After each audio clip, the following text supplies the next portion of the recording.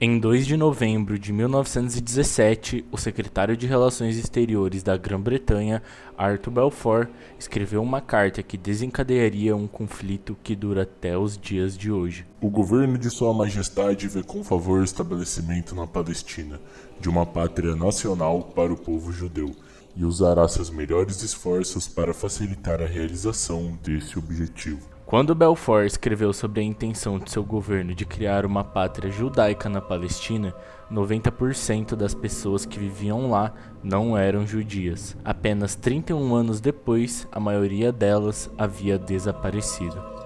כמה אתה חושב אנשים הרגת ככה? לא ספרתי. אני לא יכול לדעת בחיי. היה לי מקלע עם 250 כדורים. Esta é a história da promessa britânica que levou à destruição da Palestina e à criação do Estado de Israel. Tudo começou na Primeira Guerra Mundial. Os britânicos estavam fazendo muitas promessas. Além de prometer uma pátria judaica na Palestina, eles prometeram aos líderes árabes uma independência se eles se levantassem contra o inimigo da Grã-Bretanha, o Império Otomano. Os árabes acataram e Hollywood até fez um filme sobre isso. Arabia's for the Arabs now. That's what I've told them anyway. That's what they think. That's why they're fighting. Oh, surely. Um mês após a Carta de Balfour, as tropas britânicas tomaram a Palestina, encerrando 400 anos de domínio otomano. As pessoas que moravam lá eram árabes, principalmente muçulmanos, mas também havia minorias cristãs e judaicas. Havia também um pequeno número de judeus europeus, que no final do século XIX começaram a construir pequenas colônias lá, no momento em que muitos judeus sofriam perseguições horríveis na Europa. Eles sentiam que a Palestina poderia ser uma fuga para tudo aquilo que estava acontecendo. A ideia de construir uma população judaica na Palestina ficou conhecido como sionismo, mas permaneceu como um movimento marginal entre os judeus europeus. Muitos deles sentiam que não deveriam ter que deixar seus países para evitar perseguições. Mas o sionismo, como movimento político, deu um grande passo com um homem austríaco, chamado Theodor Herzl. Em 1896, ele publicou Der Judenstaat, ou em português, o Estado Judeu. No livro, ele disse: a única maneira para os judeus evitarem o antissemitismo europeu não era apenas sair, mas ter seu próprio país. Não apenas escreveu, mas no ano seguinte ele organizou uma conferência em Basileia, na Suíça. Nesse primeiro congresso sionista, os participantes concordaram com um programa que buscava, entre outras coisas, estabelecer uma pátria judaica na Palestina. Daqui em diante, o movimento sionista tornou-se muito ativo, criando fundos para promover a imigração judaica para a Palestina, com empresas comprando terras por lá e recrutando representantes para advogar por sua causa com diferentes governos. Alguns dias após a conferência, Herzl escreveu isso em seu diário. Em Basileia, fundei o Estado Judeu em 5 anos. Talvez, e certamente em 50 anos, todos perceberão isso. Ele errou por apenas 1 ano. O movimento sionista é uma parte crítica da história que segue, especialmente depois que encontrou um amigo no governo britânico, onde muitos oficiais de alto escalão apoiavam o sionismo, às vezes por razões inesperadas. O primeiro-ministro Lloyd George, por exemplo, era um fanático cristão que acreditava que reunir o povo judeu na Palestina traria Jesus Cristo de volta à terra. Outros, como Balfour, acreditavam que tirar o povo judeu da Europa e levá-lo para seu próprio país seria algo bom. Herzl foi bastante visionário quando escreveu que as nações antissemitas se tornariam as aliadas. Enquanto isso, os sionistas asseguravam à Grã-Bretanha que seu futuro país seria um aliado confiável. Então, essa é a história de fundo de como o antissemitismo europeu, o sionismo e o imperialismo britânico levaram todos à Declaração de Balfour. Essa é a promessa britânica de construir uma pátria para judeus na Palestina. Agora, vamos ver como a Grã-Bretanha fez isso. A Primeira Guerra Mundial foi um conflito entre impérios rivais, e os vencedores criaram a Liga das Nações para distribuir os territórios uma vez controlado pelos impérios otomano e alemão, até que se tornassem independentes. Eles chamaram isso de sistema mandato. colocando territórios, uma vez controlado pelos impérios otomanos e alemão, sob o domínio das Nações Unidas, até que se tornassem independentes. A Grã-Bretanha recebeu um mandato sobre a Palestina, mas o povo palestino nunca foi consultado sobre o que queriam ou como seria a independência para eles. Ouça o que o Balfour escreveu a um de seus amigos. Na Palestina, não nos propomos sequer a passar pela forma de consultar os desejos dos atuais habitantes do país. Em vez disso, foram sionistas que foram consultados sobre qual era a visão deles para a Palestina. E assim, o mandato acabou incorporando não apenas a Declaração de Balfour, mas várias cláusulas exigindo que a Grã-Bretanha garantisse o estabelecimento de um lar judeu na Palestina. O domínio britânico foi muito receptivo ao projeto sionista. A comunidade judaica na Palestina cresceu com grandes ondas de imigração. Eles tinham suas próprias escolas e fábricas, e até sua própria milícia, a Haganah, e foram liderados pelo polonês David Ben-Gurion, o líder de seu órgão representativo, a Agência Judaica. Para os palestinos, ficou claro que a Grã-Bretanha não estava entregando-lhes independência, estava entregando seu país a outras pessoas. Em 1936, eles entraram em greve. As forças britânicas tentaram quebrar a greve com prisões, torturas, punições e execuções. Líderes foram exilados, armas confiscadas e casas explodidas. Os combatentes palestinos atacaram alvos britânicos e judeus, enquanto as forças britânicas e de Haganah realizavam ataques conjuntos em aldeias palestinas. Algo tinha que mudar. O governo britânico enviou uma comissão chamada Comissão Peel para investigar, mas sua solução proposta era típica. Os palestinos eram maioria no país. 250 mil deles teriam que ser removidos à força para tornar o Estado judeu viável. Lembre-se, estas eram as propostas que se destinavam a acalmar as coisas. Spoiler, elas não acalmaram. Em vez disso, a revolta continuou até 1939, quando cerca de 10% da população masculina adulta da Palestina havia sido morta, ferida, presa ou exilada. O governo britânico realmente precisava de uma solução. Então vem outro relatório.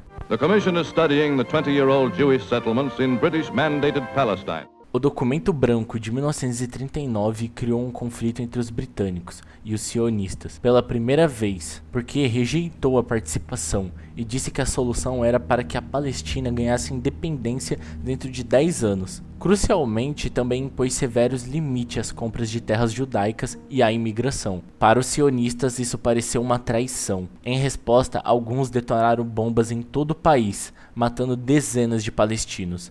Mas logo todos foram distraídos por algo muito maior. Mais de 60 milhões de pessoas foram mortas na Segunda Guerra Mundial, incluindo 6 milhões de judeus assassinados em campos de extermínio nazistas. Sobreviventes judeus fugiram da Europa, com um grande número deles tentando encontrar segurança na Palestina. Apesar do limite britânico sobre a imigração judaica, iniciou um confronto mais direto entre os sionistas e os britânicos, com os palestinos frequentemente sendo alvos também. Os sionistas sabiam duas coisas: militarmente eles eram mais fortes que os palestinos, e a Grã-Bretanha estava exausta pela Segunda Guerra Mundial. Então, não teria estômago para continuar lutando na Palestina, e eles estavam corretos. Em 1947, após 30 anos de ocupação, a Grã-Bretanha anunciou que estava saindo da Palestina e pediu à recém-formada Organização das Nações Unidas para resolver essa bagunça. Em 1947 e 1948 são os anos mais decisivos dessa história. Durante o domínio britânico, os judeus passaram de 10%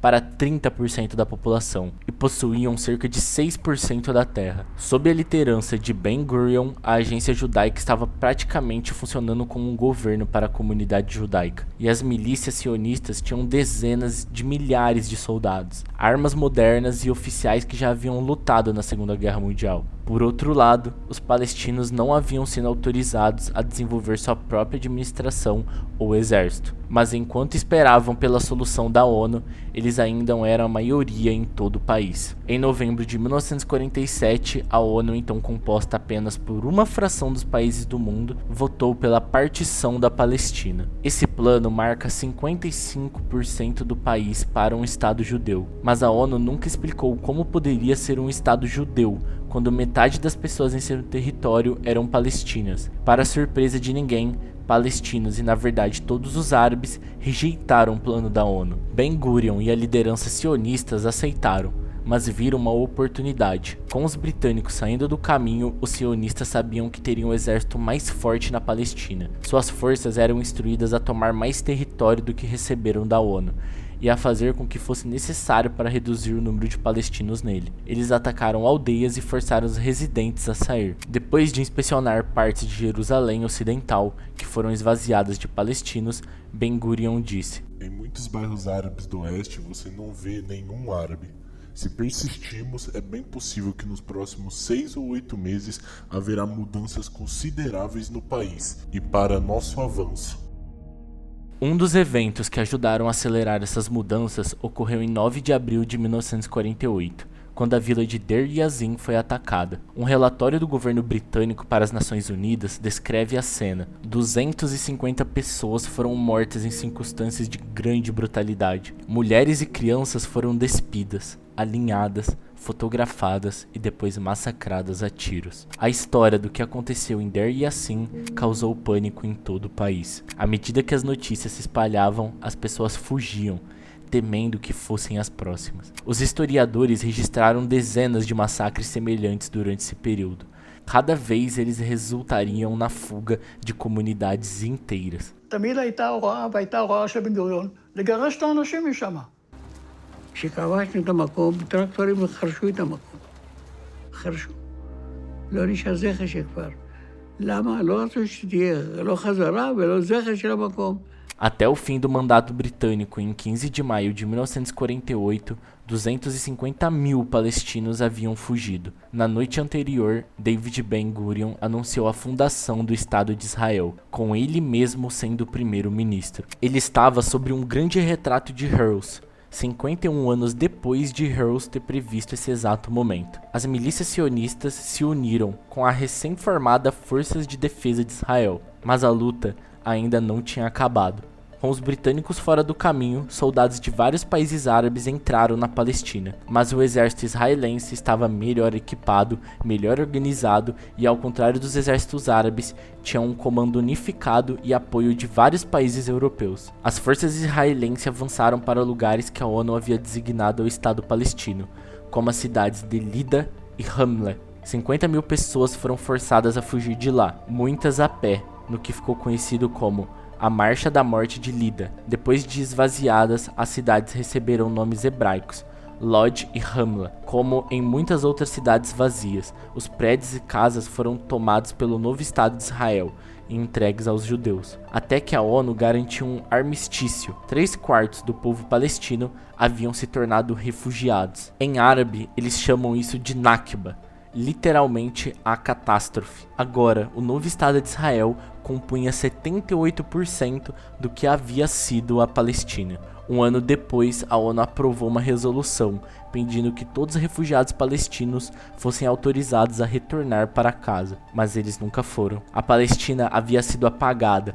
Nas décadas seguintes, com tentativas de resolver esse conflito, tentaram dividir a terra, mas com cada tentativa sucessiva, o território oferecido aos palestinos em sua terra histórica encolhia ainda mais. Ironicamente, Israel ainda luta para manter a vantagem populacional que ganhou em 1948, quando forçou todas essas pessoas a sair, porque em 1967 ocupou a Cisjordânia e Gaza, trazendo todos os palestinos que viviam lá sob o seu domínio. Então hoje a população de judeus e não judeus nessa terra é aproximadamente igual, mas aqueles que vivem sob ocupação não têm direitos, não têm cidadania e não têm perspectiva de independência. As táticas da era Nakba de assentamento, demolições de casas e expulsões ainda são usadas contra eles.